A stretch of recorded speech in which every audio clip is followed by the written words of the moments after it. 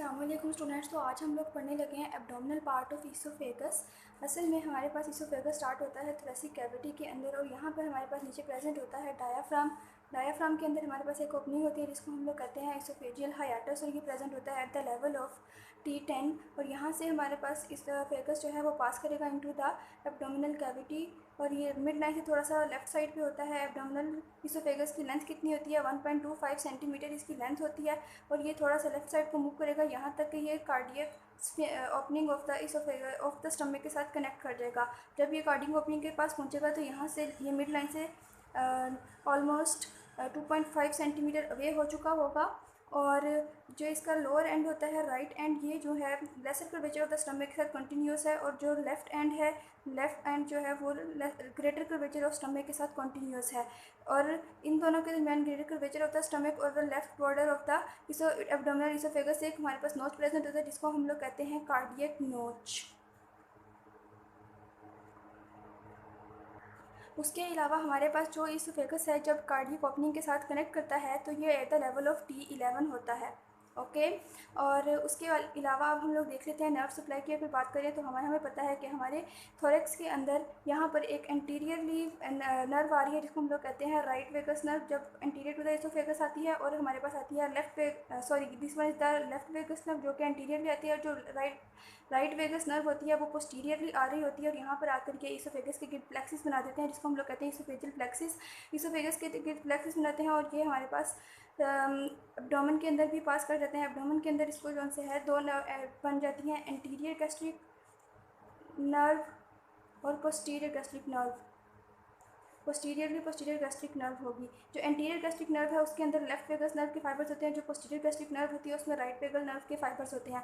अब हम लोग देख लेते हैं कि इसकी आर्टीरियल सप्लाई क्या है। तो हमारे पास ये अगर ये एब्डोमिनल ईसोफेगस है और ये स्टमक है तो स्टमक के पास यहाँ पर एक होती है आर्टरी जिसको हम लोग कहते हैं left gastric artery. Left gastric artery कुछ ईसोफेजियल ब्रांचेस देती है ईसोफेगस को। और इसके अलावा हमारे पास डायाफ्राम के नीचे यहाँ पर लेफ्ट साइड पर जो अयोर्टा आ रही होती है उसके बाद वो पोस्टीरियरली हो जाती है at the level of T12 enter हो जाती है। अयोर्टा एंटर होती है at the level of T12। Okay. और वहाँ पर ये जो सी है यहाँ पर ये इंफीरियर फ्रेनिक आर्टरी एक ब्रांच देगी। फ्रेनिक हम लोग किस लिए यूज़ करते हैं? डायफ्राम के लिए यूज़ करते हैं। तो यहाँ पे इंफीरियर फ्रेनिक आर्टरी एक ब्रांच है जो कि डायफ्राम को सप्लाई कर रही है। यही वाली ब्रांच जो है कुछ ईसोफेजियल ब्रांचेस देगी एब्डोमिनल अयोर्टा को। उसके अलावा जो हमारे पास ईसोफेगस है एब्डोमिनल ईसोफेगस, ये एक एब्डोमिनल ईसोफेगस पोर्टोकेबल एनास्टोमोसिस के लिए बहुत इंपॉर्टेंट है। पोर्टोकेबल एनास्टोमोसिस क्या है? मतलब सिस्टेमिक और पोर्टल वेन सिस्टम जो होते हैं जो आपस में कनेक्टेड होते हैं at the point of oesophagus.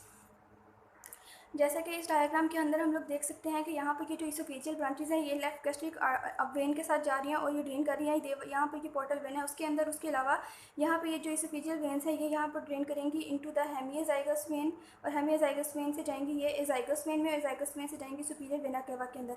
और ये एनास्टोमोसिस इस वजह से इंपॉर्टेंट है कि इन केस अगर हमारे पास पोर्टल हाइपरटेंशन हो जाएगा तो हमारे पास ये जो एनास्टोमोसिस है ये ज़्यादा डायलेट कर जाएंगी जिसकी वजह से इनके अंदर रप्चर हो सकता है। और इस रप्चर की वजह से हेमाटोमेसिस यानी कि क्लॉट्स वगैरह प्रोड्यूस हो सकते हैं इन दिस एरिया। ये इसकी क्लिनिकल इंपॉर्टेंस है। उसके अलावा अब एक अहम बात आपको याद करनी चाहिए वो ये है कि इसकी जो राइट साइड के ऊपर यहाँ पर एक ओपनिंग होती है डायफ्राम के अंदर जिसके थ्रू हमारे पास inferior vena cava upward move करता है। और ये किस पोजीशन पर होता है? At the level of T8। Inferior vena cava at the level of T8, oesophagus at the level of T10 and aorta जो है पोस्टीरियरली एंटर करती है एब्डोमेन में at the level of T12। Okay. Aorta at the level of T12। उसके अलावा एक और अहम बात है वो ये है कि मैंने आपको बताना भूल गई कि ये जो हम लोगों के पास ईसोफेजियल आर्टरी सप्लाई कर रही हैं एब्डोमिनल अयोर्टा की ही ब्रांचेज होती हैं। एब्डोमिनल ईसोफेगस और स्टमक के दरमियान में एक स्फिंक्टर प्रेजेंट होता है जो कि एनाटॉमिकली इंपॉर्टेंट नहीं है लेकिन फिजियोलॉजिकली इंपॉर्टेंट है। इस स्फिंक्टर को हम लोग कहते हैं गैस्ट्रोईसोफेजियल स्फिंक्टर। और ये स्फिंक्टर जो होता है ज़्यादातर कॉन्ट्रैक्टेड ही रहता है। ये इसलिए कॉन्ट्रैक्टेड रहता है कि जो स्टमक के अंदर एसिडिक फूड है, एसिड्स रिलीज होते हैं, वो स्टमक से ईसोफेगस में ना जाए और ईसोफेगस की म्यूकोजा को डैमेज ना करे क्योंकि ईसोफेगस के म्यूकोजा जो है वो इसको रेजिस्ट नहीं कर सकते एसिड्स को। ये ज़्यादातर कॉन्ट्रैक्टेड ही रहता है लेकिन ये रिलैक्स कब होगा? जब यहाँ से फूड एंटर करेगा ईसोफेगस ईसोफेगस के अंदर और वो ईसोफेगस से स्टमक के अंदर जाना चाहेगा, तो ये जो स्फिंक्टर है ये रिलैक्स हो जाएगा, साइड पर हो जाएगा और इसके अंदर से आसानी से फूड मूव कर जाएगा इनटू द स्टमक। लेकिन अगर ये कम्प्लीटली ओपन नहीं होगा, कम्प्लीटली रिलैक्स नहीं होगा, पार्शियल रिलैक्स होगा या फिर ये कॉन्ट्रैक्टेड ही रहेगा, तो इसकी वजह से फूड जो है वो स्टमक के अंदर मूव नहीं कर पाएगा, डिफ़िकल्टी होगी और इस कंडीशन को हम लोग कहते हैं एक्लेसिया। हमने एब्डोमिनल ईसोफेगस के सारे इंपॉर्टेंट स्ट्रक्चर्स डिस्कस कर लिए हैं। अब नेक्स्ट हम लोग स्टमक से स्टार्ट करेंगे। अभी भी अगर कुछ क्वेश्चंस हैं तो आप कमेंट्स में पूछ सकते हैं। Thank you.